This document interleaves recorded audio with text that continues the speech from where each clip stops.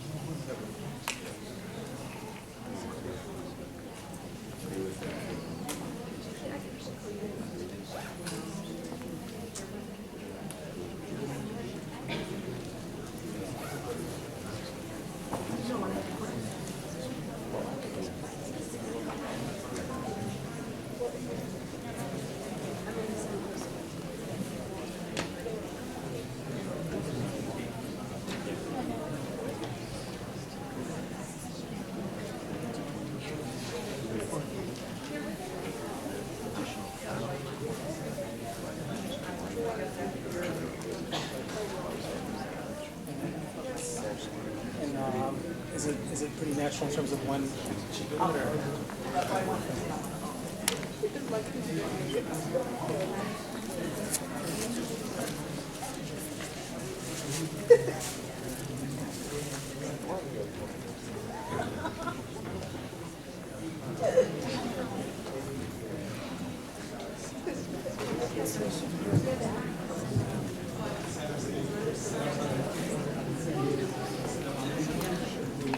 Joining us at today's lecture, Boycott, Divestment, and Sanctions, a move towards justice and equality. In 2005, 170 Palestinian civil society organizations called upon the international community to boycott, divest, and sanction from Israel, as well as companies that profit from Israel's illegal occupation of Palestine. Today's session will show how BDS, which is a peaceful tool to urge Israel to abide by international law, is also instrumental in bringing justice and equal rights to Palestinians. Today's session will also emphasize how BDS fits in with our American values of liberty, justice, and self-determination. It will explore the legal aspects of BDS relative to U.S. law and the Constitution, and will highlight specific BDS campaigns that would be easy for you to incorporate into your organization and Islamic centers. First up, we have Dr. Hatem Bazian. Dr. Hatem Bazian is a co-founder and professor of the Islamic Law and Theology at ISNA College, the first accredited Muslim liberal arts college in the United States of America. In addition, Professor Bazian is a lecturer in the departments of Near Eastern and Ethnic Studies in the University of California, Berkeley. In spring 2015, Professor Bazian was the Tolson Visiting Scholar at Pacific School of Religion. Between the years of 2002 and 2007, he served as an adjunct professor of law at UC Berkeley's Bolt Hall School of Law. He also served as a visiting professor in religious studies at St. Mary's College of Religion from 2001 to 2007. He also served as the advisor to the Religion, Politics, and Globalization Center at UC Berkeley. In 2009, Professor Bazian founded the Islamophobia Research and Documentation Project at the Center for Race and Gender at Berkeley, a research unit dedicated to the systematic study of Muslims and Islam.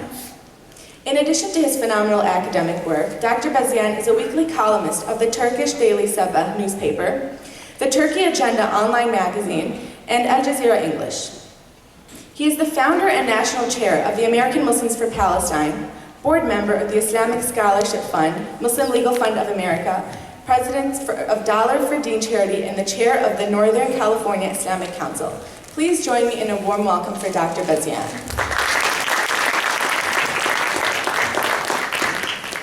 Assalamu alaikum wa rahmatullahi wa barakatuh. So this session is intended to get, one is an intro to PDS, but more so of how for us as a American Muslim community to be engaged in the variety of different initiatives that are centered on the boycott, divestment, and sanctions.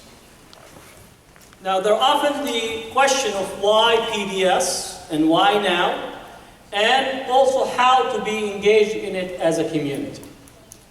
Now, all of us realize that the Palestinians and the State of Israel have signed a peace treaty called the Oslo Agreement. Now, the Oslo Agreement, while the Palestinian who signed the agreement thought that they're signing an agreement that will end the occupation, but it ended up entrenching the occupation, expanding settlement, where actually the most recent figures in the West Bank today, approximately 620,000 settlers are living in the West Bank. At the time of the signing of Oslo in 1993, there were 135,000 settlers. So basically, Palestinians were signing a peace treaty to end occupation. The treaty transformed itself, and that's the weakness of the whole paradigm of the engagement. It became a far more entrenched occupation. More land have been confiscated during the years after the Oslo than before, and including a whole structure of control inside the occupied territories by means of bypass roads, checkpoints, and an infrastructure of occupation. From Oslo onward, Israel have increased its security control of the Palestinians. Now we have in Palestine actually an actual apartheid structure. It's no surprise that President Carter himself described what was taking place at the time that he put out his book as an apartheid structure that is in effect. Now today the term apartheid is no longer controversial in Israel. It's still controversial here in America because it seems that the response to policies relative to Israel is far more controversial in here than what you find possibly articulated in Haaretz or in the Israeli press in general. The restrictions that the Palestinians are under are multifold. One, restrictions on movement, not from all the West Bank, from one city to the other. You actually are subject to layers of control. They're subject to control in terms of the water resources. They're subject to control in terms of the building and expanding of any of the housing footprint. And Jerusalem has a specific type of restrictions applied to it. And that's a different level altogether because Israel wants to maintain the demographic as well as the ratio between Palestinians to Israeli Zionist population to be at a particular juncture that was akin to the 1967 or immediately after 1967. The airspace of Palestinians is controlled, meaning Palestinians can't use their airspace. Not only airspace for flights and airplanes, but also for using the airspace for phone communication. The phone communication structure is controlled by Israel, and Palestinian phone service is actually managed through the Israeli occupation.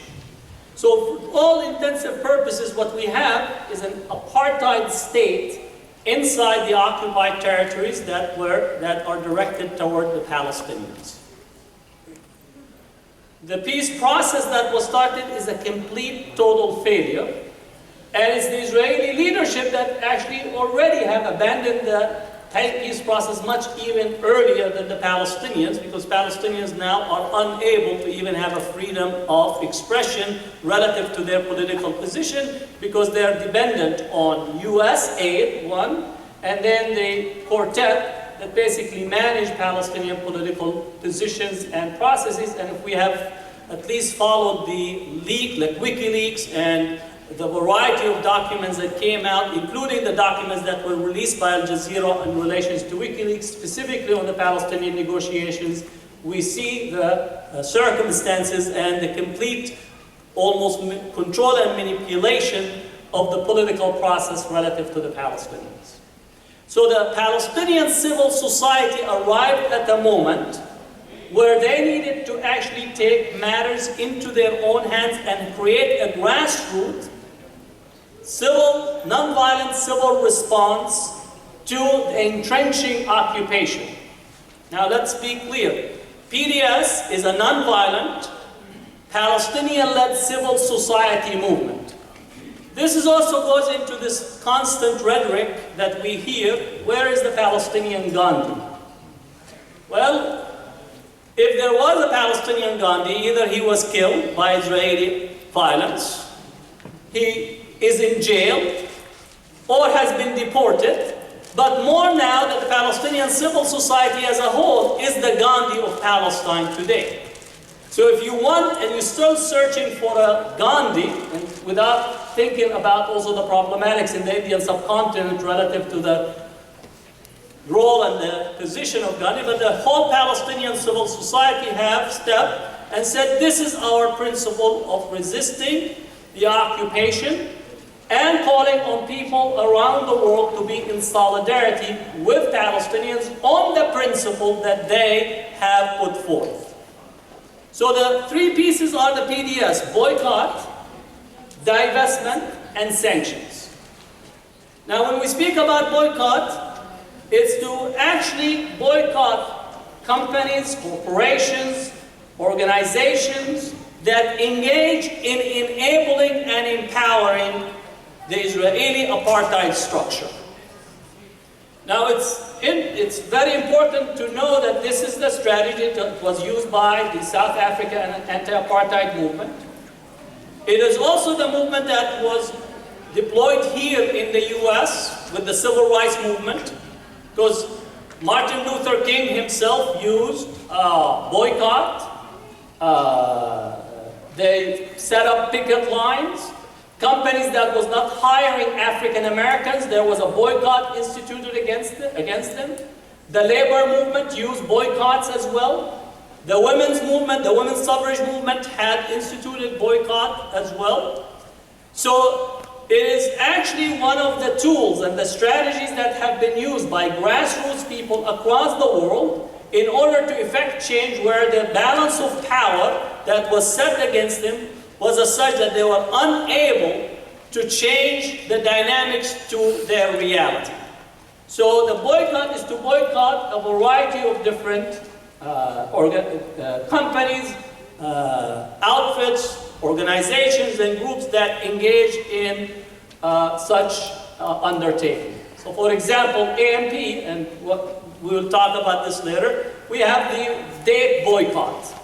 Right? The date boycott. Much of the date that often is present in some of the stores is actually brought from Israeli companies that operate in the occupied territories and occupied in the Jericho Valley. And they bring this as a product, and we find it across the store. So we have a campaign that AMP is part of and have taken the lead on it, especially during Ramadan, in order to actually effect this boycott. Divestment is a different notion, which is to remove investments that organizations, retirement funds, universities, your own possible portfolio, to try to divest from those companies or funds that have invested in companies that have something to do with occupation. Caterpillar is one of the major companies that have been an ongoing campaign of divestment directed at them. Motorola company. So there are a number of those companies, and specifically often they're targeting a number of companies that have an empowering and enabling effect on the occupation. So we want to be clear that often you receive in your email a long list of companies. That's not our strategy. Our strategy is to actually select the target of companies that have the ability to mobilize a large number of participants and have also greater effect and possible targets. No one can actually boycott 1,000 companies. One is impractical. Second is that you have to see where people are at. So often in boycott strategy and divestment strategy, you have to have an alternative. In the South Africa period, we boycotted Coca-Cola because immediately there was Pepsi as an alternative to the product that is in the market. So I don't want people, whenever they see BDS and get the whole list, right? If it's within your capacity to do it individually, mashallah, do it. But what we want to is to link to a broader strategy and to engage with individual organizations and coalitions that are taking particular pieces of the divestment strategy. Otherwise, it creates the logic of actually trying to climb a mountain, and the mountain is so huge because you're putting in front of people 1,000 different companies, and that never was the strategy if you are understanding the process by it. Now, the divestment campaign has been one of the tools or strategies that have been very effective on college campuses. College campuses so far on the student level, student government level, student groups have been successful in passing divestment resolutions, which is under the BDS. It would be accurate to say, and this is where some of the Zionist literature, that no university have divested from investment in companies that deal with Israel. That statement is correct. But we're talking about a long-term process. So the student groups have engaged in resolutions to support and voted to support the BDS, and in particular in the divestment. And I think there has to be different stages coming in the future as the consciousness on college campuses have already shifted, and we have a decisive shift in how Palestine is situated, but more importantly, how Israel itself as a state, as well as how it positions itself vis-a-vis the U.S. political discourse. There is a shift on college campuses, and I think those who are observing this can see that the trend is going decisively, not in Israel's favor, but in favor of increasing divestment and increasing work on that areas. Sanctions, specifically, is to speak about economic and diplomatic sanctions. That's a high level of engagement, and some countries and some places will engage in sanctions, but as far as the U.S. as it is today, that part of the campaign have yet to actually begin to take shape. But outside the U.S., there are definitely very rapid movement toward having sanctions, in particular on companies and institutions in Israel that operates out of the settlements. In Europe, even right now, there is a debate on the European Union Human Rights Commission about imposing sanctions on all the companies that actually is operating inside the settlements in order to restrict their ability to enter their product into the European market. Similar situation is in Latin America, but one of the most progressive places where the divestment, the BDS movement, in particular relative to sanctions, is actually South Africa, has been much ahead of everyone, and their actually labor union have wrote a very extensive research on their BDS movement and in their solidarity with the Palestinians on how to engage. So what we want from the Muslim community, and this is what specifically we want to ask for you. So far, nationally, Muslim national organizations have not yet adopted the BDS movement. So far, nationally, as an organization, they have not yet adopted the BDS movement. So what we want is for you to have a conversation of actually calling on our institutions nationally to embrace the BDS movement in a similar way that the Presbyterian have embraced it, in a similar way that some of the other Christian denominations are considering and voting on it. It is time for the Muslim institutions to embrace BDS in a very systematic way. Second, for our mosques, likewise, to have principles of BDS included in their activities and in their practices and begin to actually have meaningful solidarity with the Palestinians. So I want to end with the following. We no longer want rhetorical support for Palestine. I can't cash it any place. So your sympathy with Palestine, alhamdulillah, but it's no longer sufficient. We want meaningful solidarity with Palestine, transforming words into actions, and BDS is what the Palestinians today collectively are asking for the Muslim community and organizations across this country, and we want to have these transformed into actual practices that the American Muslim community, in solidarity with other communities, whether it's Sabil, Jewish Voice for Peace, or other groups that have already embraced BDS and working on it effectively. It's a long-term strategy and a long-term struggle, but we believe that it is successful and it has been able to register considerable success not only in the US but across the world. And it is a non-violent, civil society-led movement, and it's time for us to actually embrace it and be part of it across the board. Assalamu alaikum.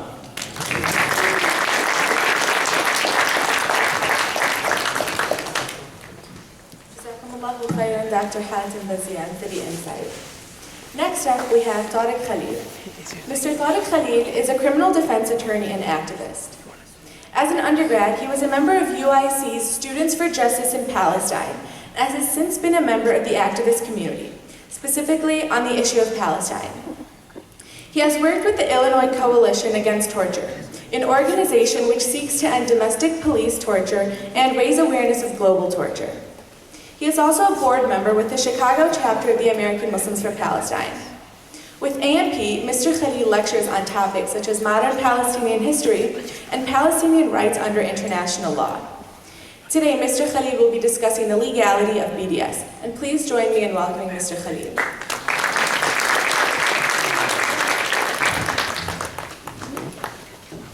Assalamu alaikum.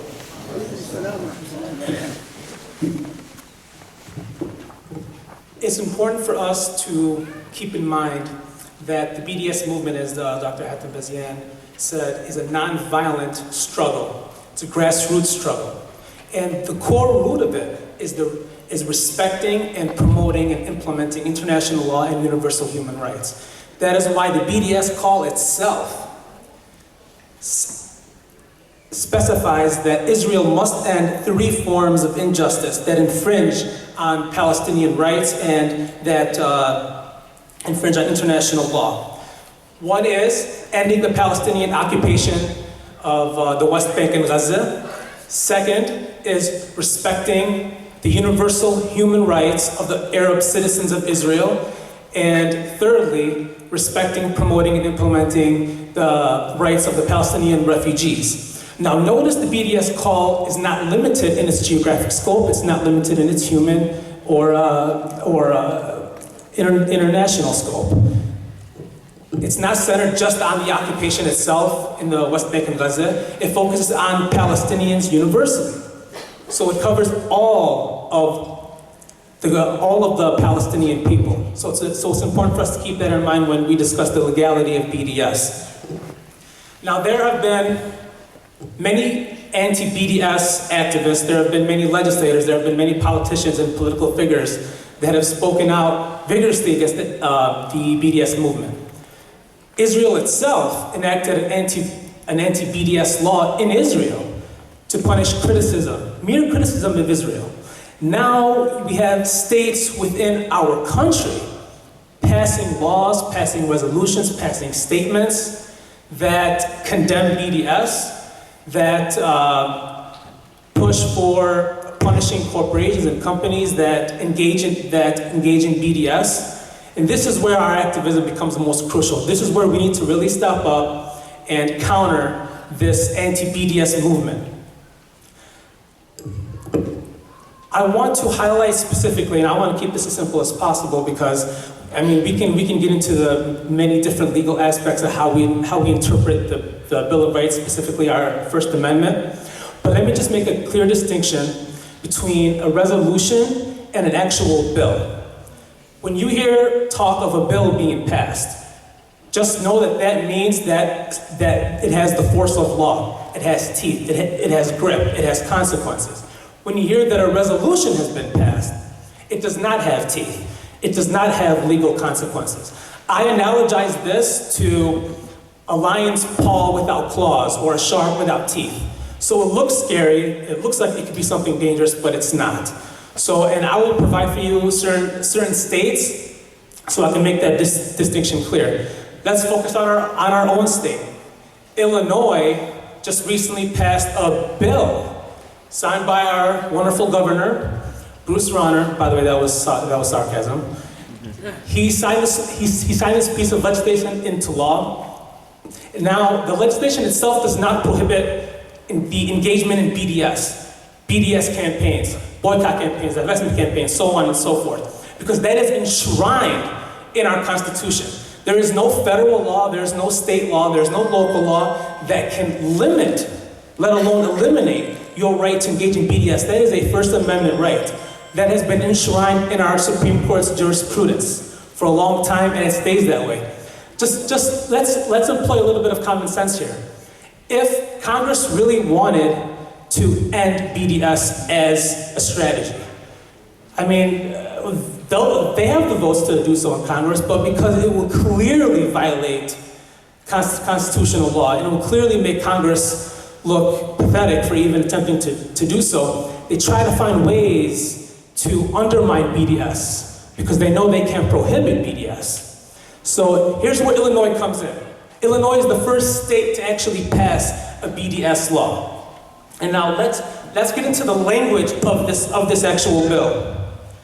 The original version of the bill was actually much different. A lot of activists, Palestine Legal Group, ACLU in Illinois, and other activists opposed it very strongly. And through media strategy, through legal responses, through activism, through coalition building, public speeches, so on and so forth, the language eventually changed. But the original language was so staunch in its rhetoric. It prohibited the state from doing any business with any company on any they had a blacklist on any company that's on that list. So essentially, it invalidated state contracts. That was a clear violation of constitutional law. So with the activism, they didn't really give up. So the legislature worked and they amended the legislation. They said, okay, so we're going to have the final bill say that we're just going to divest our state pension funds from any of those companies. Rather than have the state prohibit any type of activity, we're just going to prevent we're going to divest our state pension funds from any of those companies. Now, I'm not saying that's something for us to be proud of, but it is something, I mean, we can't pat ourselves on the back for that because we prevented an even worse bill from coming on the floor. And Bruce Rauner would have definitely signed that bill, but we prevented that from happening. Remember, when this bill came out, it was intended to be some form of fear tactic. Oh my God, I can't engage in BDS anymore. Of course you can. And remember this, if there's anything you can take away from this, just my talk today, that boycotting is protected under constitutional law, period. Nobody that's anti-BDS can even say otherwise. That's why they don't say otherwise. They say, yeah, they have that right, but we also have the right to counter it. No, you don't. And I'm going to focus on another state right now. South Carolina also passed a law. Now, this law was different in its content and in its structure. It paralleled the language of the Civil Rights Act, because the Civil Rights Act, when you hear the Civil Rights Act, it sounds like one of the most seminal legislative acts that have ever been passed in this country.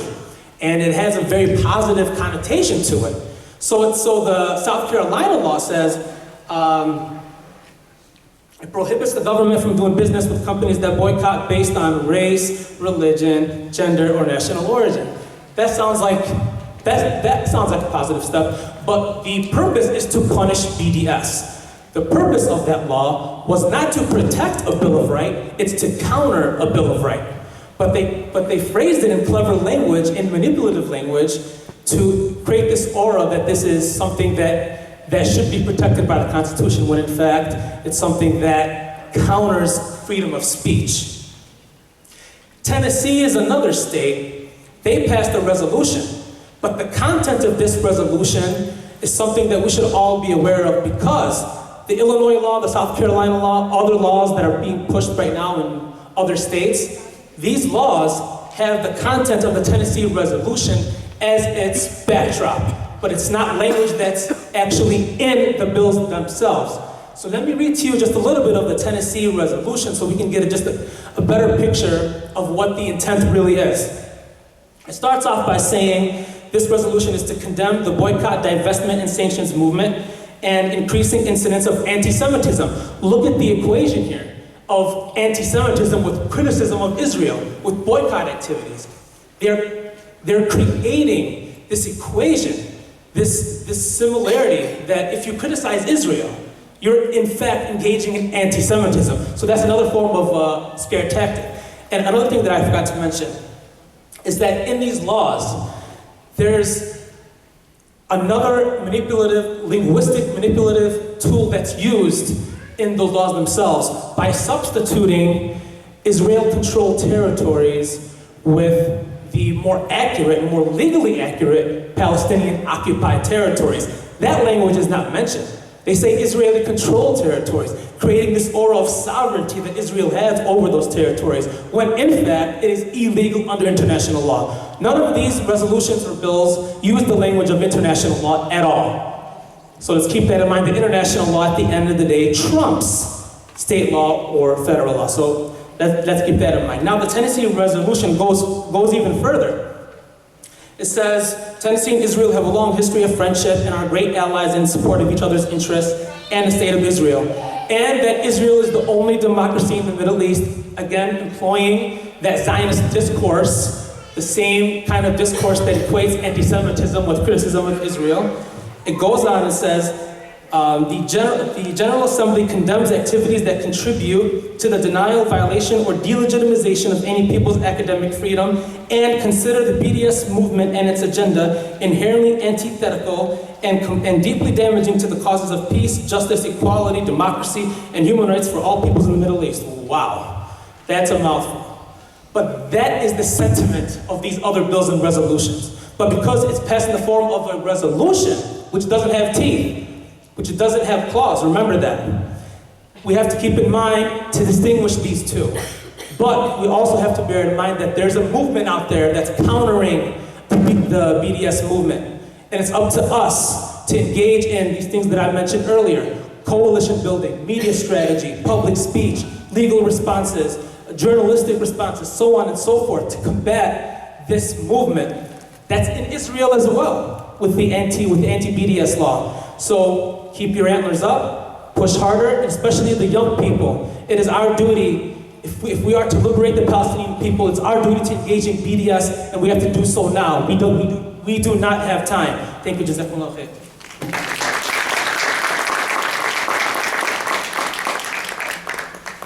Jazakumullahu khairan, Mr. Khalil, for your words.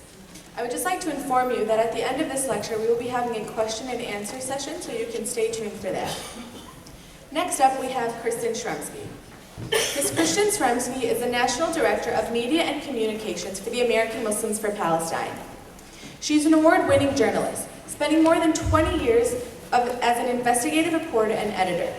Ms. Szremski has been published internationally as well as nationally, and she is a member of several professional associations, including the National Press Club and Investigative Reporters and Editors.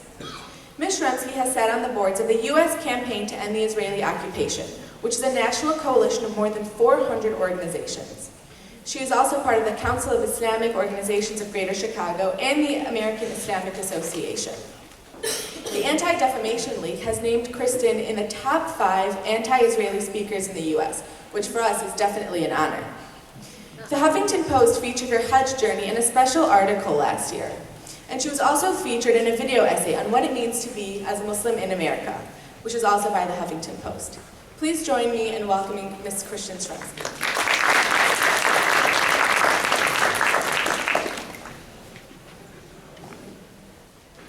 Assalamu alaikum. Bismillah ar-Rahman ar-Rahim. Can you guys hear me okay? Yeah. Okay. I'm going to stall for a little bit of time. I actually have a PowerPoint, and Tarik is on his way back. ISNA didn't have a clicker for me. I'm also an extremely controlling person, so the fact that I can't see my slides on the wall is kind of driving me crazy. But Tarik's on his way back, and hopefully he's going to, we're going to coordinate well. First of all, I would like to really thank all of you for coming. I know that there are some other really good parallel sessions going on right now. And so we do really appreciate your attendance and you taking your time to spend with us. I did also want to promote our conference. We have a conference coming up November 26th to 28th at the Hyatt Regency right across the street. You can get more information on that. We have 40% off registration right now. And then our booth. Please visit our booth in the bazaar. I just got off a plane from Washington, D.C. right before this session, so I haven't seen it yet, but I heard it's kind of off the beaten track a little bit, so please look for it. Thank you. I heard it is nice, so that's good. Okay, so you've heard two different things up here. I think that I might repeat a few things that Dr. Hatem said, so I'll try to skip over those. The whole point is about BDS. There's kind of let's put this in context for a minute. Why are we calling for BDS? Why are we here talking to you about it? And that's because the Palestinian call for BDS is a means in the absence of, from the international community, political, financial, and diplomatic pressure on Israel to abide by international law. So that's absent. There is now this call to apply economic pressure, and the results, what Palestinians are calling for is a right of return for all refugees, the end of the occupation, and they also call for equal citizens of Palestinian, equal rights, for Palestinian citizens of Israel. Currently within what's called Israel, there are 50 laws on the books which are discriminatory against Palestinians. So this is what BDS is calling for. AMP from the beginning of our organization, we have supported the full call for BDS. So, Tarik, go ahead. Let's go to I'm going to flash you the first screen really quickly because Dr. Hatem talked about this. You can go to the second screen. We talked about the difference between boycott, which is targeting companies and consumer products, divestment, which are financial vehicles, investment portfolios, sanctions are governmental in nature. Next screen. So does it say consumer boycott versus targeted boycott? Thank you. Okay, so let's talk about this for a little bit because there is a lot of confusion out there when I talk about this to people. And Dr. Hatem did go into a little bit of detail on this. A consumer boycott is boycotting products, and very often we have people call us up and say, where's the boycott list? You know, I just want to boycott a product. There are certain products that I boycott. It's a personal decision. Namely, there are some cosmetic companies that contribute to the development of weapons that are tried out on Palestinians. And so I don't buy their products. But I know, like, these are major conglomerates. I know that me not buying a lip gloss or something is not actually going to make any dent. But for me, it's a personal choice. But a targeted campaign, which Dr. Hatem mentioned, is extremely important because in the boycott movement, we look at, and actually today on the plane, another activist said to me, well, I don't support academic boycott because that's low-hanging fruit. But the point is, that when BDS started, the boycott movement in South Africa took at least 50 years to make it change.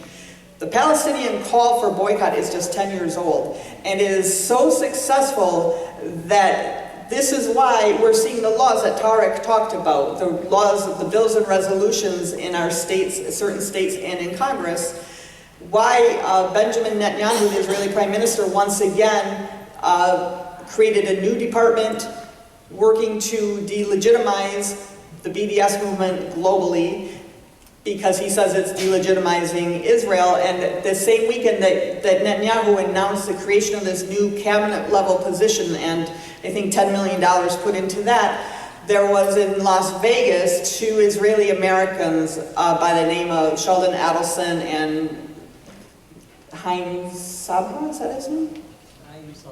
Saban.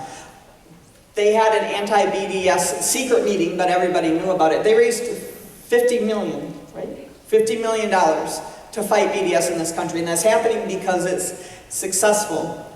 The BDS movement is successful. And this is all a matter of human rights. So I'm going to go into a couple of questions too, and the point of my presentation is to try to put at rest some questions you may have, or that type of thing. We will be having questions and answers afterwards if you have further questions. But one of the biggest things we hear is BDS is anti-Semitic. And it's not anti-Semitic, and our answer to that is that it's actually supported by a large number of Jewish groups and individuals. And it's targeting policies, it's not targeting the religion, it's not targeting individuals. So people who support Israel like to conflate Zionism, which is the political ideology that calls for the erasure of the Palestinian people.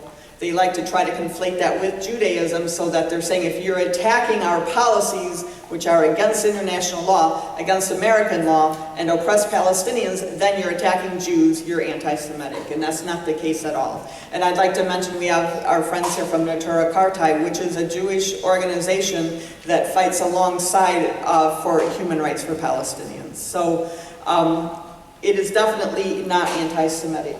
This is a political issue, it's not a religious one.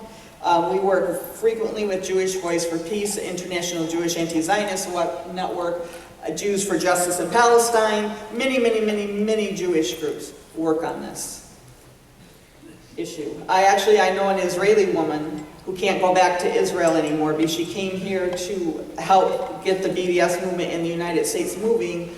It's illegal in Israel. She's here now. She can't go home.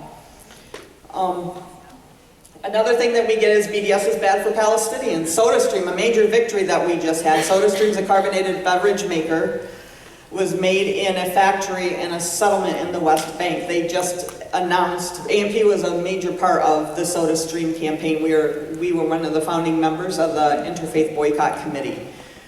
And they just announced they're closing the factory, or it might be closed by this point. And so that means Palestinians lost jobs because, unfortunately, because of the occupation, because it has stopped the economy, because there's not a lot of recourse, because of the apartheid wall, many Palestinians now are forced to work within settlements. So, yeah, they lost their jobs, but the point is, and this holds true with our date boycott as well, that if there weren't the occupation, if there were no settlements, Palestinians, like it with date farms, would be farming their own land and reaping the benefits from their own date farms. But the most important point is Palestinians are willing to make this sacrifice. The BDS call is supported by every single labor union in Palestine. So that's another way to confront that argument. Palestinians are willing to make this choice because in the outcome, they're thinking long-term, they're thinking, strategically.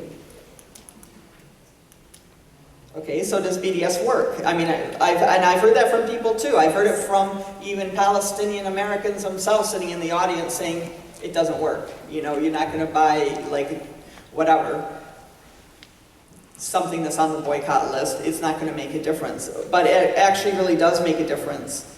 If you, the Financial Times recently estimated that BDS could cost Israel $4.7 billion a year, or $47 billion over 10 years. Here are some key victories. Now these I got from, there's a website, which I'll have up on the bottom of the screen, you can write it down if you want, that the Boycott National Committee in Palestine put up. It's bdsmovement.net. And for their 10th anniversary, they've listed in an interactive way many key victories. Now BDS is just starting to take off in the United States, but in Europe and South America it's huge already. So it is having an impact. And again, this isn't so that we can be gleeful and say, oh look, in 2011 BDS shut down Israel's largest agricultural exporter called Agresco. It went into bankruptcy. It's not that activists are standing out there going, oh yay, we brought down a company. But the point of it is like this financial and economic pressure at some point is going to cause Israel to shift its policies, to cause them to end the occupation. So that's what the whole outcome is for this. So some of our direct foreign investment was down 46% in 2014. Settlement farmers lost 14%. That's a mistake, it's supposed to be 14%. Their export revenue, according to the Christian Science Monitor, George Soros and Bill Gates, because of BDS pressure that AMP was a part of, pulled out their, they divested from certain Israeli companies in their portfolios. So what are our faith partners doing? And Dr. Hatem mentioned this as well, but I want to pose this to you because, you know, Taha, our campus coordinator, was at a national BDS strategy meeting last weekend, and it was determined that our day boycott is the only Muslim-led campaign going on in the country. But if you look at this list up on your screen, you know, the Presbyterian Church, the United Church of Christ, the Quakers, and other Christian denominations have passed divestment votes. Jewish Voice for Peace started the Tia Kraft divestment, which is a huge, one of the largest pension funds in the country. And I mentioned some of the other groups that we work with. Just recently, more than 1,000 African American academics, scholars, artists, organizations signed a statement supporting BDS and supporting Palestinian liberation. But what are we doing as Muslims? This is our cause. We are connected to Holy Land, and I'm hoping in the Q&A session, Dr. Hatem will talk a little bit more about maybe our connection to Palestine and why justice in our religion applies to BDS. But we're connected to it, and what are we doing? And so, you know, that's okay. It's okay that we're just now coming to the Muslim community, but now it's time for us to start really supporting this. So I don't have a lot of time left, actually. Our date boycott started 4 years ago. Right now it's simply boycotting specific brands of dates that are grown in Israeli settlements. And we've had a lot of success. I don't know what slide are you on, Tarik, I'm sorry. Can you go to the date slide? It says purchasing dates grown in settlements supports the settlement economy. Okay. The reason why we chose dates is because during Ramadan, Muslims are the largest consumers of dates in this country. We import about $51 million worth of medjool dates. I'm only talking about the medjool variety. But the thing is, and I'm going to deviate from my slide a little bit, the thing is, this has been going on for 4 years. Over the last 2 years, I think we've distributed 40,000 postcards with the brands to boycott. It's gone from coast to coast. We've reached 1.6 million people on social media. But it's not enough. It's not making a dent in the $51 million of dates that the United States gets from Israel every year. So we need to take this to the next level. We need to start going to the distributors and getting the distributors to stop bringing Israeli dates. And then eventually what we want to do, and this is a great campaign for the Muslim community, is have our ethnic grocery stores stop selling Israeli products altogether. But AMP is, alhamdulillah, Allah has allowed us to accomplish great things, but we're very tiny. We need help, and there is a sign-up sheet going around. Anybody who feels compelled, not just necessarily to help on the date boycott, although that would be awesome, but you want more information from AMP, you want to take information about Palestine back to your communities, please sign this sheet. I'm get really going quickly. Regarding the anti-BDS bills, there is one in Pennsylvania. I forget the number of states, like 7 or 8 or 9. I don't remember. I'm sure Tarik probably knows. But nonetheless, AMP is part of a national coalition. We're working on a strategy to figure out how to combat these bills, and the one we've decided we're going to take on the one pending in Pennsylvania because it's so outrageous. It's ridiculous. The bill would defund any university or college that has any activity for Palestinian human rights on its campuses. So it's not just activists working on this, so we have also the ACLU and the Center for Constitutional Rights and other lawyers working on this, and they know it's definitely a free speech issue. BDS is protected by the First Amendment. This bill is completely against the First Amendment. It's going to be a victory, inshallah. The reason why I'm telling you this is because there's a component, obviously the people in Pennsylvania have to wage the biggest part of this battle, but we are going to have a national action. Most likely the action is going to be to get a national media outlet to pick up this story. So at that point, AMP is going to really be relying on our tens of thousands of supporters to start, to take up the action to contact the news outlet that we're going to be targeting. So please keep that in mind. And finally, I have to quit, but I did want to say another component of this, and this happens with our community as well. It's issues of, well, you know, it's a really large topic. But please, when your organization is contacted by not a Jewish organization, but what we call a Zionist organization, like the Jewish Federations of North America, Jewish American Committee, American Jewish Committee, organizations like that, and they want to do an event with you, please contact AMP and we can help guide you through the process, because our community is being targeted to be kept silent. And Dr. Hatem had a session earlier on the MLI initiative. It's the same kind of thing. Normalizing is an effort to do maybe domestic project, but without allowing Muslims ever to speak out about Palestine. And this is all part of the work that we're trying to do. And it can, in some respects, be part of BDS. So, Tarik, can you go to the second to the last slide? And then I'm done, I promise. I just wanted to be able to give you guys, is that the last one? These are websites for more information if anybody wants to write them down, the bdsmovement.net. Another great campaign is No Way to Treat a Child that deals with Palestinian child prisoners. And G4S is a global security conglomerate which is complicit in the torture of Palestinian political prisoners. They also provide security for the Hajj. And a couple years ago there was an effort to try to get Saudi Arabia to change the security company. But these are things to do, and then go to the very last slide, please. This is where you can contact AMP, and you see the Twitter handles for Dr. Hatem, for Tarik, and me, and I didn't put yours on that, I'm sorry. Oh, she doesn't have one, so. You can follow us on Twitter to get more information as well. Thank you again for coming, thanks for your time and attention, and we're here now to take your questions. Jazakumullahu khairan, Ms. Szremski. Before we start the quick question and answer session, I'd like to remind you again of a couple of things. You can visit our AMP booth. It's booth number 813. If you enter from the Starbucks lobby, it's to your right. And I'd also like to invite you all to attend the 8th